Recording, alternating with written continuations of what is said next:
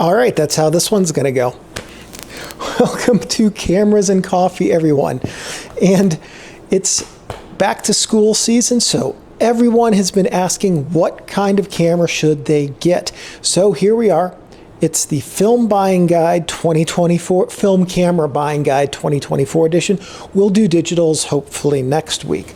But before we get started, today's coffee is from Joe Studio in, I cannot remember where these guys are located. Anyway, this is the Guatemala Huehue Tango. It's a medium roast, and for people who like medium roasts, I'm sure it is absolutely wonderful.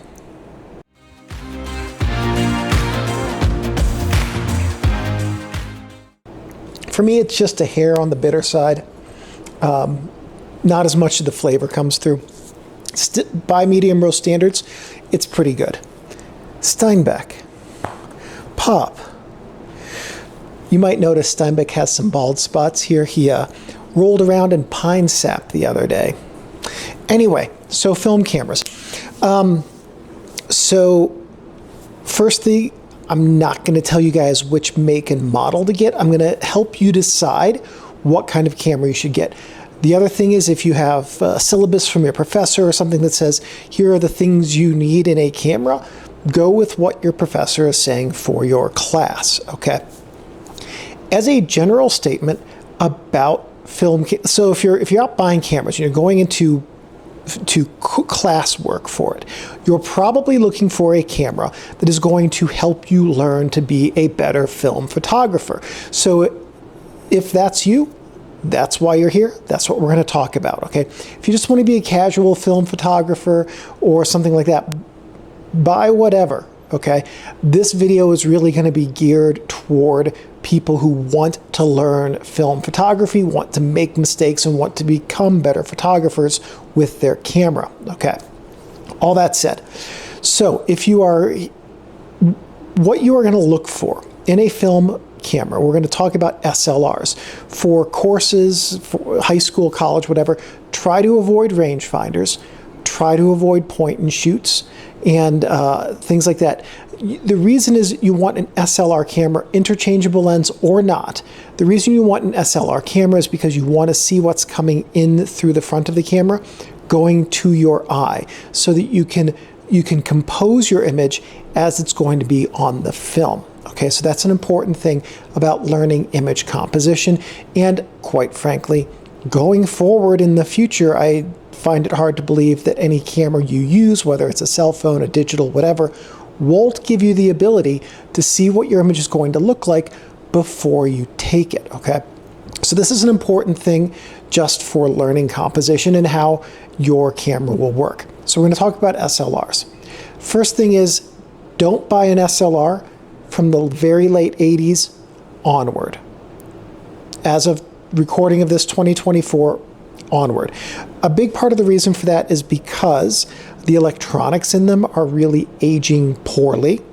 A lot of the 90s cameras have pretty poor build quality. There were tons and tons of corners cut with them. There are some exceptions like the Nikon F6 and Minolta Alpha 9. We're talking about the majority of cameras, okay? The majority of those 90s cameras had a lot of corners cut. They're not holding up well. You don't want to put some money into buying a camera and then have it break on you after 2 or 3 rolls of film. That's going to be really disheartening and a huge waste of money. And in general, there is a higher rate of failure with 90s cameras than with older cameras. Okay, so the other thing is, buy a camera that's common. Pentax K1000, there were 21 million of them. Canon AE1 program, Nikon FM. These are Canon cameras there are tons and tons of. You can get lots of them. Anything Minolta X series, there are tons of them, okay?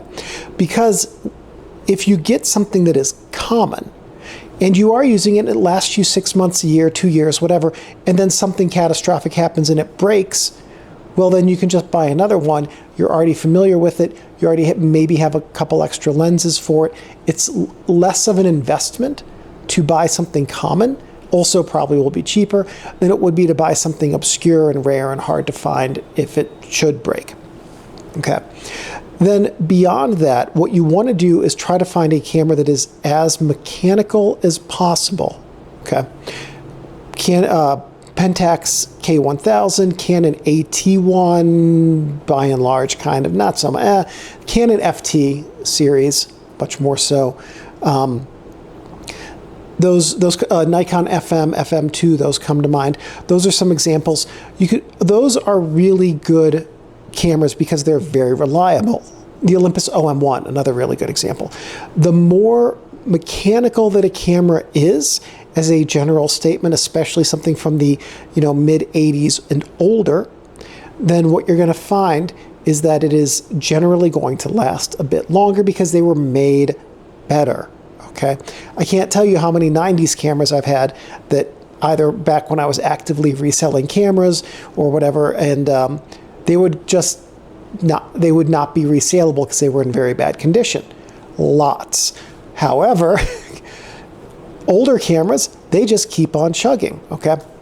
So you want something that's more mechanical and a little bit older because it's likely to be a little bit more robust. I know this sounds counterintuitive. I want a camera from the 60s or 70s. Yeah, a Pentax Spotmatic SL is almost certainly, I would place very good stakes on this, that if you bought an SL and an MZS or a ZXM, or ZXM is a better example, just randomly, that SL is almost certainly going to work. That ZXM is almost certainly not going to work because of the corners that were cut. So look for something a little bit older and you will probably be happier. If you can find something with a light meter in it, great, very helpful to have a light meter in your viewfinder. Most SLRs like a K1000, AE1, OM1, things like that will have a light meter in the viewfinder. So those are some things that you can think about to pick out. Get one that's robust, one that has a light meter. If it doesn't have a light meter, just on your smartphone. I was shooting 8x10 the other day. I'll do a video about that. It was a really fascinating shoot. And I was using my smartphone meter for basically every shot because at $18 a photograph, I did not really want to mess that many of them up. At any rate, smartphone light meter, if you don't have a light meter in your camera, also some of the older cameras like the OM1, the K1000, some of those, the battery only powers the light meter. So if the light meter dies, you can still use the rest of the camera just fine, and your smartphone light meter will work as a way to take meter readings with those cameras that have a dead light meter on them. So that's another good reason to get a mechanical camera versus an electronic camera.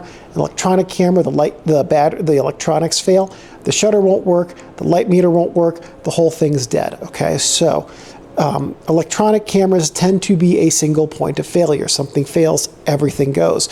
Mechanical cameras tend to be multiple points of failure. One thing fails, other parts of the camera still work, can probably still be used to limp along, or there's a workaround that will allow you to use them without issue. Okay. So those are some things to look for. I named a bunch of different camera makes and models that you can use as a starting point to look for throughout the course of this video. But here are your key takeaways. Get something that is more mechanical than not, okay? Get something where, what that means is preferably the battery only powers the light meter, that you don't need a battery to power the entire camera, okay? Get something that is a little bit older because it will probably last a little bit longer and be a little bit more well built. And get something that's common so that if you do need to replace it, you can replace it pretty easily without having to buy into a whole new lens system or something like that, okay? So those are some key points that I would say if you're coming here to figure out what type of film camera to buy in 2024, those are some key things. What about the Pentax 17? We haven't even talked about that. For course, probably not your best choice because you do have manual controls, but it's a viewfinder, not an SLR. But if you're just here looking for something fun to shoot around with the Pentax 17, I took it out this weekend, had a ton of fun with it. It is a really enjoyable camera. Once you get past some of the quirkiness, it's a very enjoyable camera to use. And I only mention it because it's like the new one on the market anyway. So those are some pointers for looking for a film camera in 2024. Thank you for watching, and I'll see you next week when we talk about digital cameras. Take care.